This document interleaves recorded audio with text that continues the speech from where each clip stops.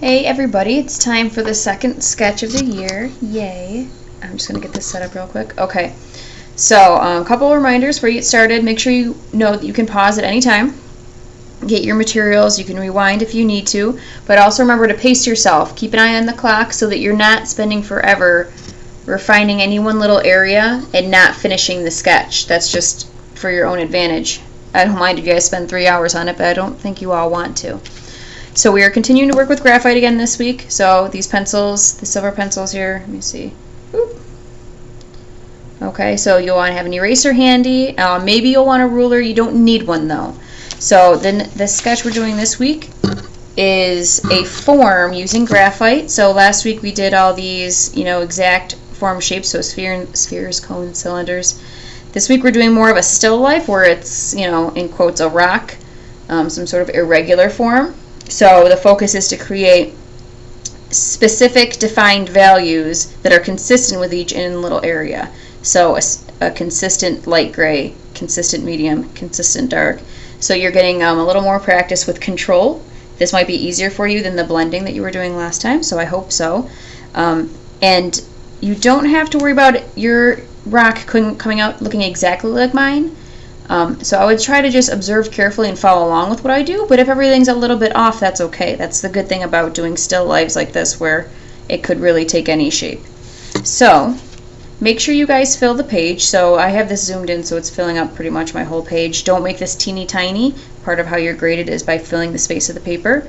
So just follow along with me the best you can and pause when you need to. So I'm just starting doing the bottom of the rock, so a horizontal line, and I'm just going to work my way around it. So I'm going to have an angled line up, another angled line up, slightly different angle, across, down, angled back, angled.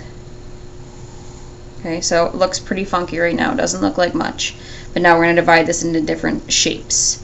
So I'm going to start off with kind of a vertical line up, and then I'm going to connect that to close in one shape. I'm going to move over and down. So all your lines should come off of these angles that we made before. Okay, there's another one. Let's see.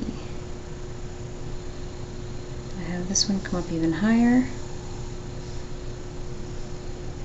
I have that go there. So I've closed in a series of shapes. I'm just going to keep moving my way up, over and down.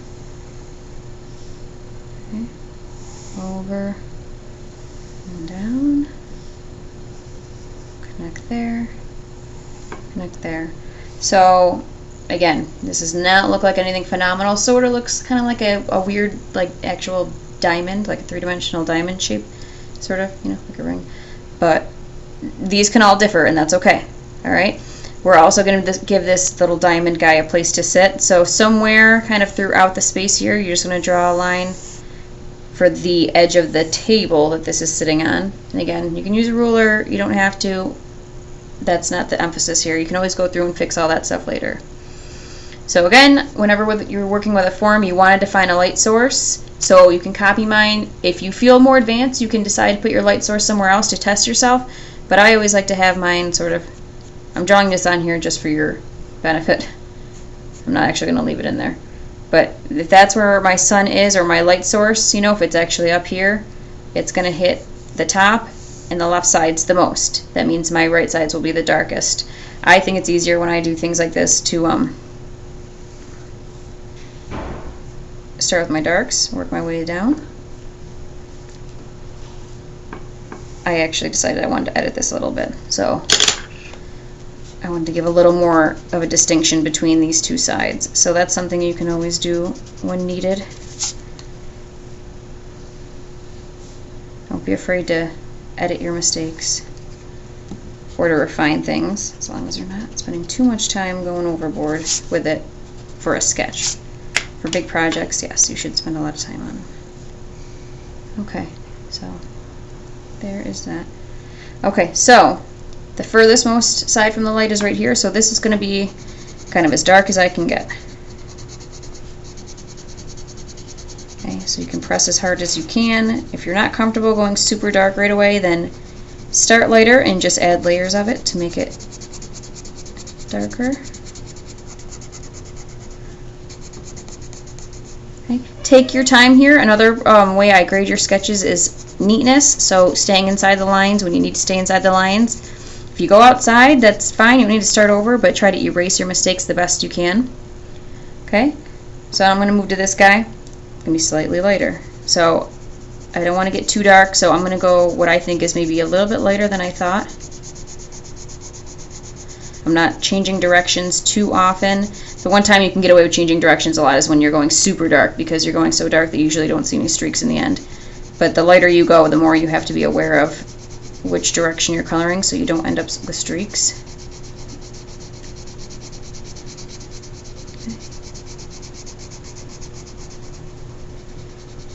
So I do change direction when I try and close in a space, that way I don't overcolor. And if you do have a lot of streaks, what I suggest is just doing one coat the other way, and it sort of cancels out a lot of those streaks. Okay, so that one's a slightly lighter shade. Now you guys are dealing with the reflection off the page, so you'll have to just bear with me there. Okay, so this is also on that far side. So this is going to be maybe, I'm going to try and go a touch lighter than what I just did. You can always add to make it darker, but it is sort of a pain in the butt to make things lighter, because then when you erase, you tend to get more erased lines that you have to sort of blend and smudge in. So always go a little lighter than you think. And once this is done, I will probably look at certain sides of this and say they need to be darker just because it doesn't look right, because we're making this up, so you're going to have to just kind of use your judgment as far as if it looks sort of realistic or not. Okay. So I'm going in different directions just to even out my shading a little bit, try to avoiding some streaks. You can always use your finger to soften things up if you want, but again, when you're in the middle of something, don't get too carried away with refining anything too perfectly. Okay, and I'm going to move on to this one. This one should be lighter. This is where it gets trickier. The lighter you go, the harder it is to get a nice, even, consistent value with no streaks.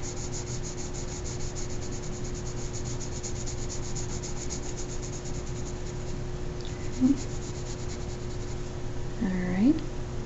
I'm going to move on to this guy. Kind of going for something similar to these two shades. Remember, because these things are hitting all sorts of angles, if this guy is pointing out, the sun will maybe kind of hit it. So this one actually might be lighter than this guy, which is going straight down. So I think I'm going to make it a little bit lighter. It's hard to think your way through until you have lots of experience, so you just copy what I'm doing rather than confusing yourself trying to figure out what's lighter, what's darker.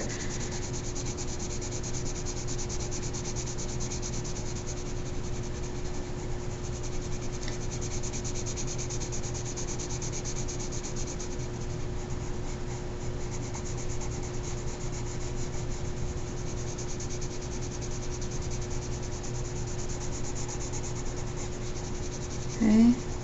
Before you move on from a box, just see if you got it as even as you can. If you need to darken in any areas. Okay, moving to the next one. This one also looks like it's sort of coming at an angle up and out, but it is closer to the sun, so it should be lighter than this one. Okay, those of you who have used a blending stump, if you have a hard time shading in a very light value, this is where you could use a blending stump to either blend this to smooth it out or to pick up some of your dark color and drop it into the light sections. And while you're watching this video, if you have no idea what I'm talking about, feel free to raise your hand and I will come explain what I mean. Some of you have worked with blending so far, stumps, and some of you have not. Okay, so moving on to this one. I'm going to try and make it a touch lighter than this, but darker than that.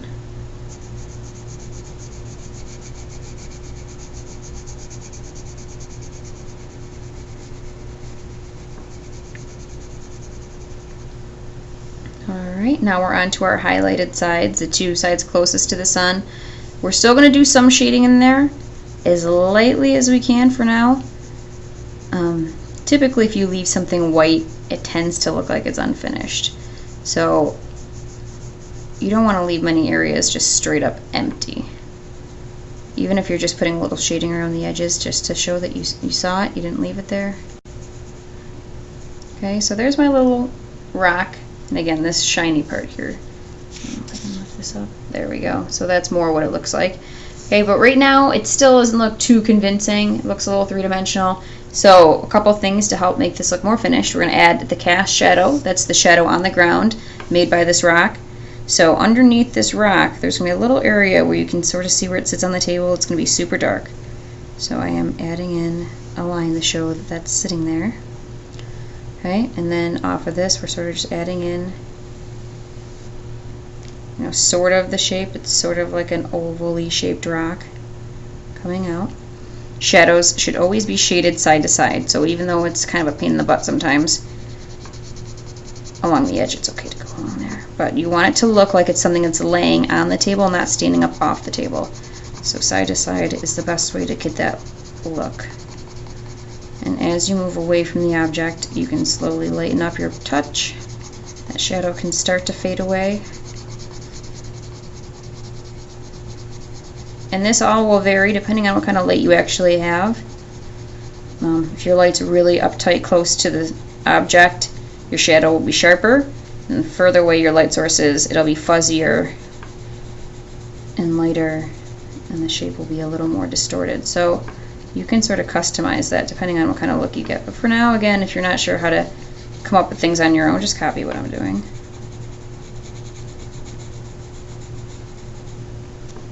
Okay, so at least now it has a place to sit.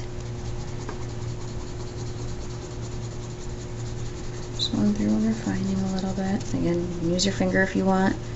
Sometimes that smooths out any roughness within your shading. Oh, I don't know if you can see that happening there.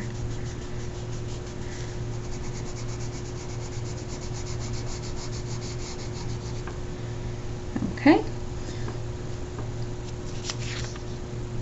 There's that. Alright, so also now, to add some contrast, to make this look three-dimensional, we're going to make the background dark. So, this can take a while, but I will give you some options. I don't really need to erase this because I'm covering it up. If you want to switch to like a black crayon or something, you can. But we don't want this to look sloppy, so this might make your hands sore, but you're actually going to go through and you are going to shade in this entire background. Again, watch coloring outside the lines. You want to keep this as neat as you can.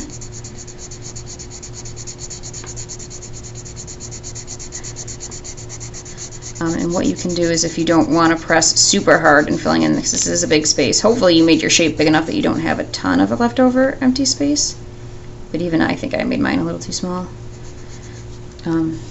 If you make at least the bottom section dark, enough to cover up the top of your little rock, we can start to fade up from there.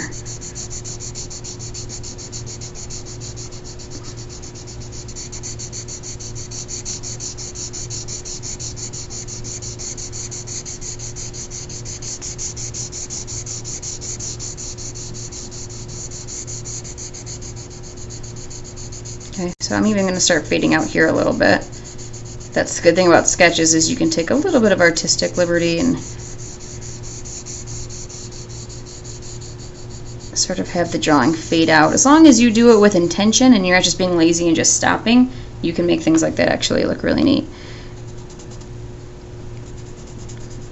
Okay, again, I'm going to follow along the edge here just so I don't get too sloppy. But then start with my direction again.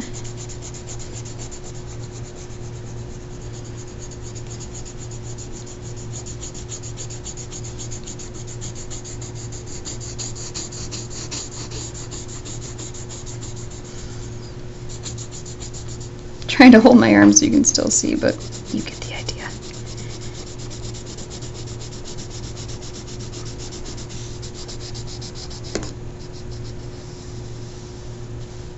Try to catch yourself if you notice you're getting sloppy, like I was. Pull yourself back in. Keep in mind that this is an art class, so the whole point is to make things look good.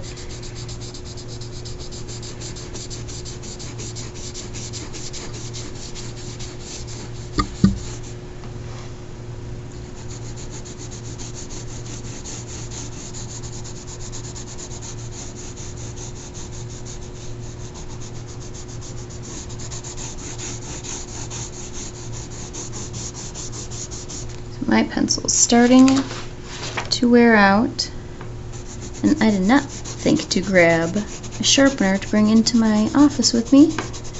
And I wish I could just pause the video, but you can't. It's kind of start and finish all at once unless I want to edit and link them together. So I'm going to stop my shading here, but you guys should spread it out a little bit more with your fade.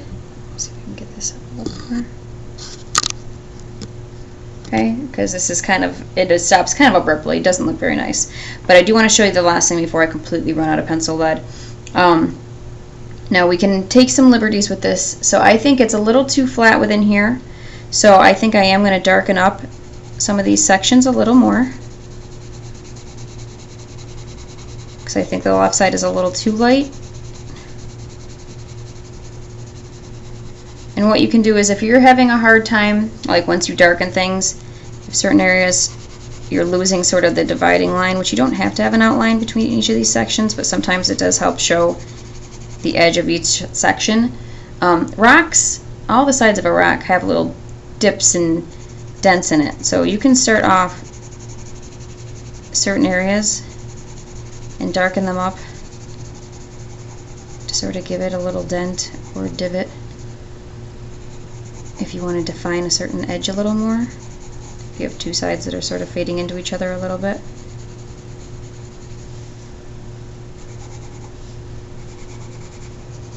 You don't want to get too carried away. You want to do what looks good. So if it doesn't look right, then see how much you can blend it in. You can erase some areas if you need to.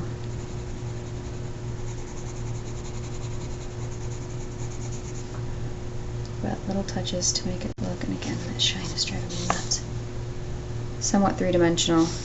Okay, so I am not fully satisfied with this, so I'm going to keep reworking it, but so far we're only at 17 minutes of my drawing time.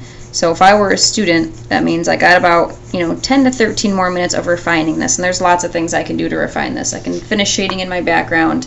I can adjust some of these values, and again, I wish you guys could see this more straight on, so there's no shine. And I would even consider maybe coloring this in a real light shade, because this is a lot of empty white space. So there's lots of things that you could do to improve your drawing. And if you don't know what those things are for yours, if it doesn't look right and you don't know why, use me as a resource. Please ask me so I can help you. I'm thrilled to help people.